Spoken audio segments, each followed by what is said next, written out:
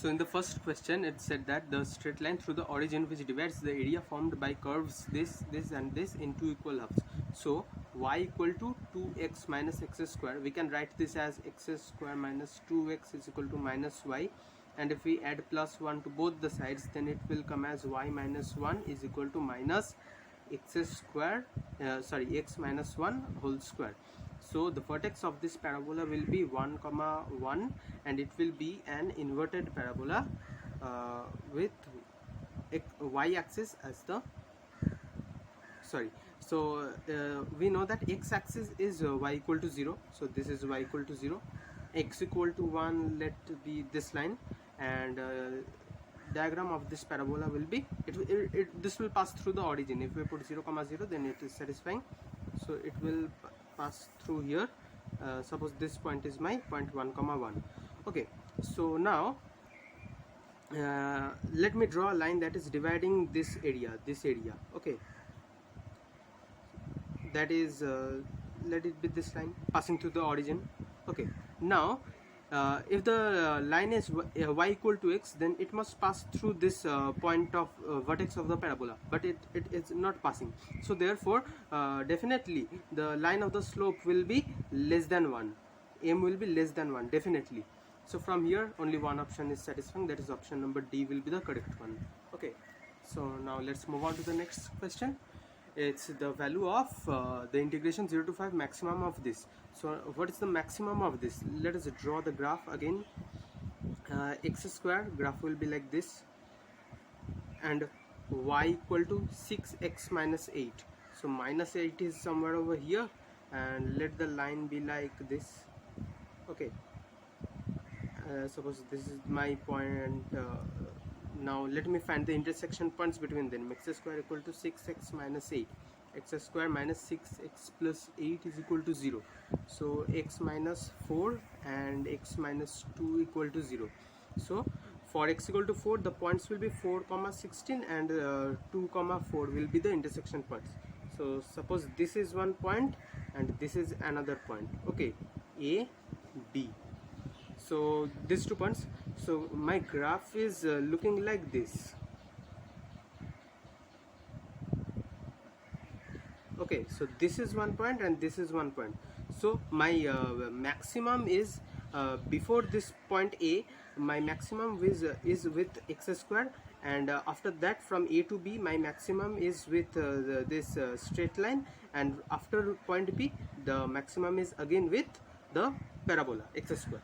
So therefore in value of this integration will be from 0 comma 2 it will be x square dx, again from 2 to 4 from A to B it will be 6x minus 8 dx, plus again from 4 to 5 it will be x square dx. So upon integrating you will find that 43 is the answer, option number C. Okay, so in the third question, this is a good question. X dy by dx plus y equal to x f of xy by f dash xy, then what is mod of f of xy? So in this question we can write we can simplify this entire thing as x dy plus y dx equal to x dx into f of xy by f dash xy. So here we can write this thing as d of x into y equal to f of xy by f dash xy x dx. Now we are taking this to this side, that is f dash xy d of xy by f of xy is equal to x dx. Now integrating, so here it will be log, if we substitute xy as p and take log do integration, then it will come as log f of xy equal to x square by 2 plus c. So here it is coming as f of xy, so it's coming as f of xy is equal to e to the power x square by 2 plus c. We can write it as k into e to the power x square by 2. Option A will be the right answer. So now let's move on to the next question. Two particles A and B move from rest along straight line with constant accelerations f and f dash respectively. If A takes m second more than B, so let me start with A and B. Okay, so they have both started moving with acceleration f, and B has started with acceleration f dashed. Okay, A takes m second more than B and describes n units more than that of B in acquiring the same velocity. They have acquired the same velocity but in different times. Okay, so let both the velocities be v. A acquired this same velocity at v equal to u plus at. We know that acceleration is f and t plus m, and in this case f dashed t. Okay, t has taken m times more than v. Okay, so this is my relation number 1, and again from relation number 2 we can get that v square minus u square equal to 2s. We can find that v square equal to 2f into s plus n, and this is for A, and for B it will be v square equal to 2f dashed s. So a particle A has traveled n distance more than B. So this is my second relation. And from third one you can find that since n is the distance that is moved greater than n is the distance that is traversed extra with respect to B for the particle A. So we can find that S means distance traveled by A minus distance traveled by B is equal to n. So distance traveled by A is equal to half at square, half f into t plus m square minus half f dashed t square is equal to n. So this is my third relation. So by solving these three equations you can find the option which one is correct. This is a lengthy question. Okay, so I guess in this question option number C or D will be the correct one. Let me check. I think option number D is the correct one that I have got. That is half f plus f dashed m is equal to f dashed n squared. Option number D is the correct one in this case. Okay. So in the next question they have said that a bulb placed at center of a 10-meter radius circular track. Okay, 10-meter radius circular track. Radius is 10. Okay, radius is 10. A vertical wall is erected touching the track at a point P. At a point P, a vertical track is erected. A man is running along the track with a speed of 10 meters per second. Okay, so let this be the track, and let this be the wall, and a man is running with v is equal to 10 meters per second. Okay, starting from point P, the speed with which his shadow is running along with the wall where he is at angular distance 60 degree from P. Okay, so if this is the center, here is where the bulb is left, bulb is kept, and this is my wall, suppose. So if I take this angle subtended by, let this be the position of the man. Okay, I am taking it as M. If I draw this, then this angle is 60 degree. Okay, subtended angle is 60 degree.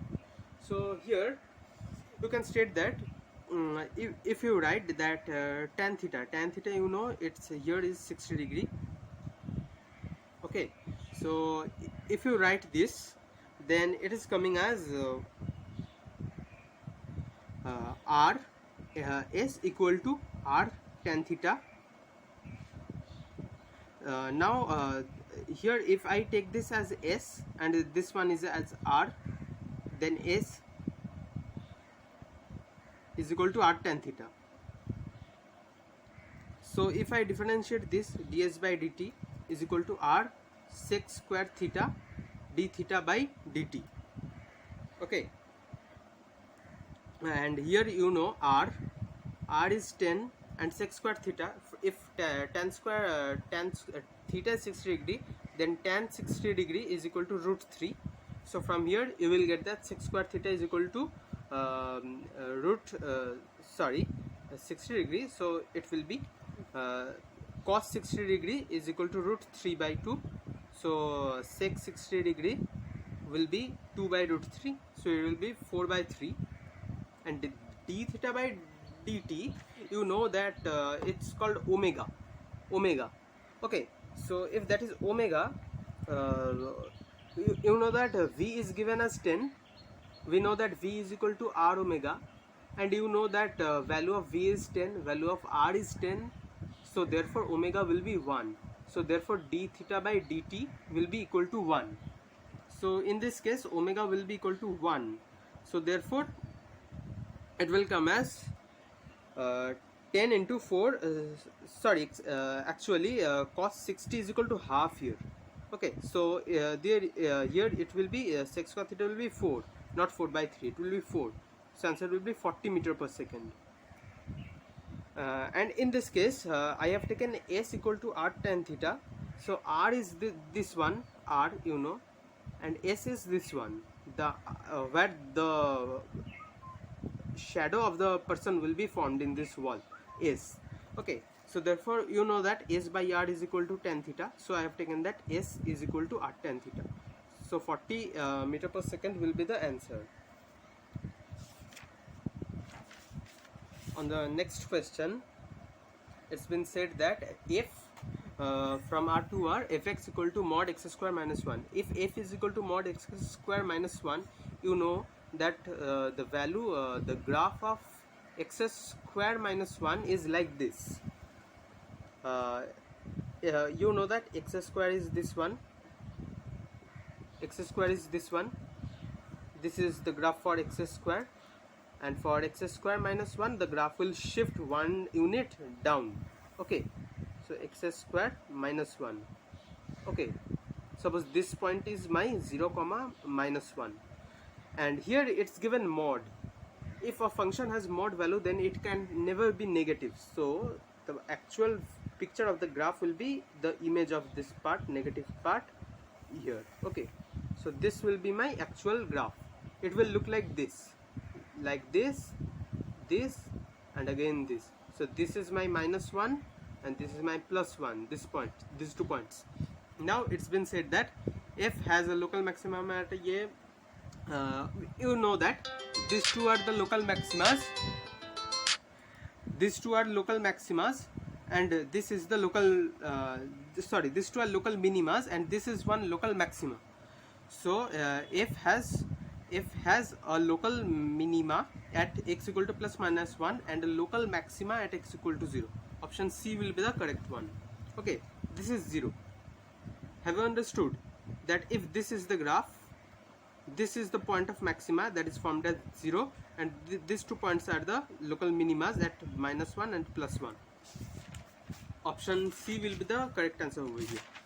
Okay, so in question number 7, it's been said that alpha, beta, gamma are 3 non-zero vectors which are pairwise non-collinear, and alpha plus 3 beta is collinear with gamma. That means alpha plus 3 beta is equal to lambda into gamma vector.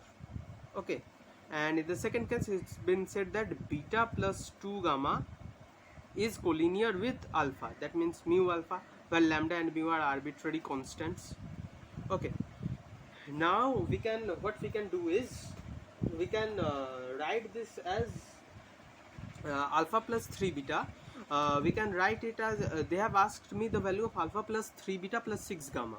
Okay, now if I write alpha plus 3 beta plus 6 gamma, then here I can write it as lambda plus 6 gamma. Again here beta plus 2 gamma is there. Okay, if I multiply this equation with 3, then it will come as 3 beta plus 6 gamma is equal to 3 mu alpha.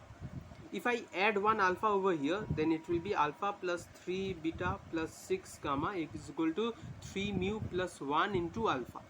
Okay, so LHS of both these equations are same, and it's similar with the value of what is been asked.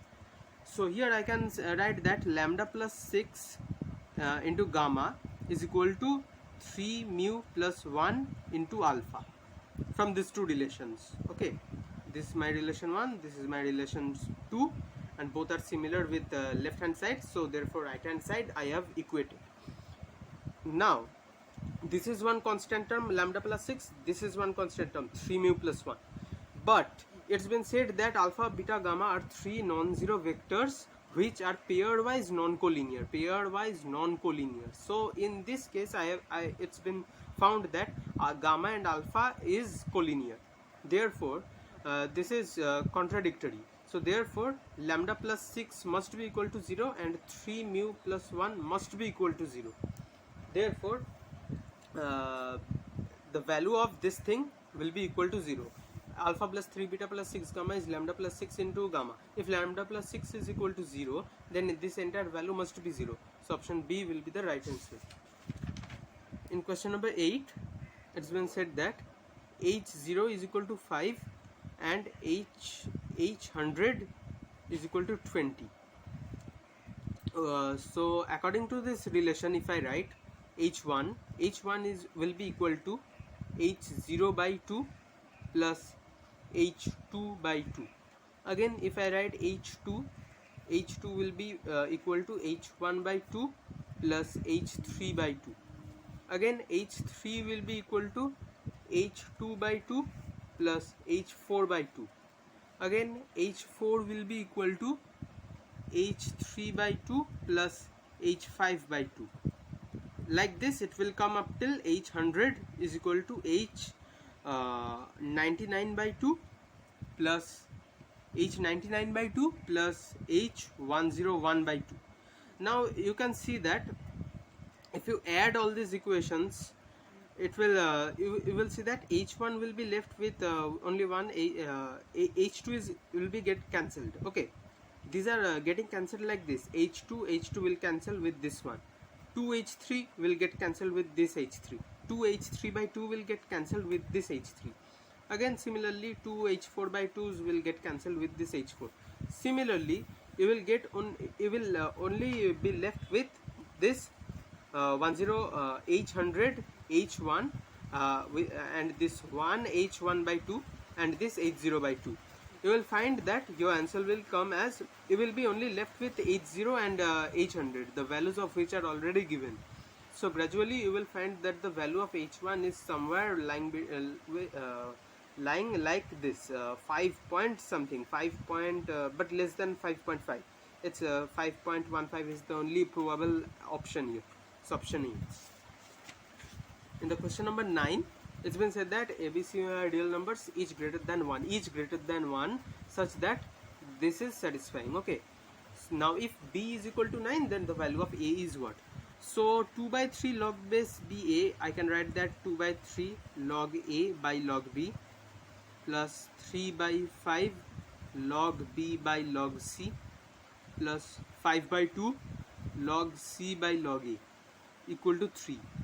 Now 2 by 3 log A by log B, I can write it as log A square by log B cube plus log B cube by log C to the power 5 plus log C to the power 5 by log A square is equal to 3.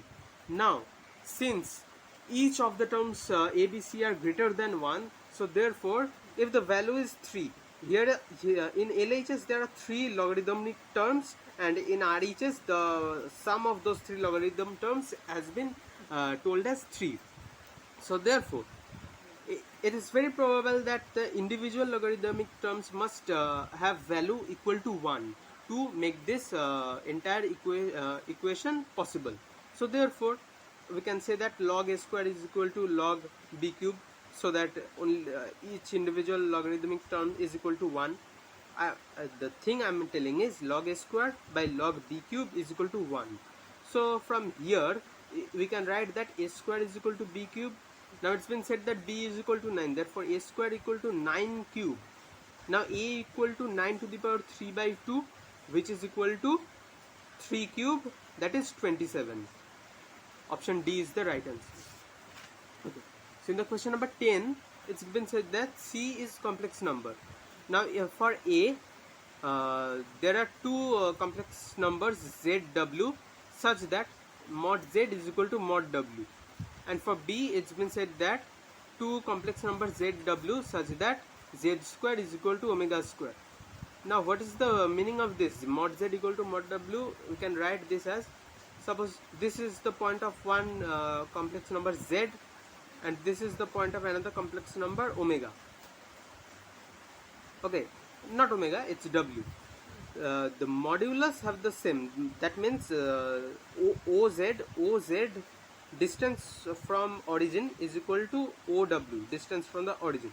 Okay, so yes, there can be many points like this. Okay, in a circle. Okay, there can be many points like this. And here z square plus omega square. In z square plus omega square, there can be many values such that the two complex numbers are equal while squared. Okay, but in this case, for z square equal to omega square, in this set there can be many probable complex numbers that are whose squares are equal, but their individual z is not equal to omega. And also the mod z is not equal to mod omega. But in the reverse case, in this case you can find that many if mod z is equal to mod omega, then many z square is equal to omega squares are satisfied.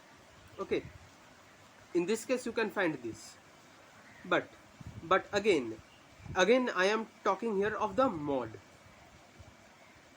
If mod z is equal to mod omega, if not omega, I'm telling it wrong, it's w. If mod z is equal to mod w, then you can say that many cases mod of z square is equal to mod of omega square.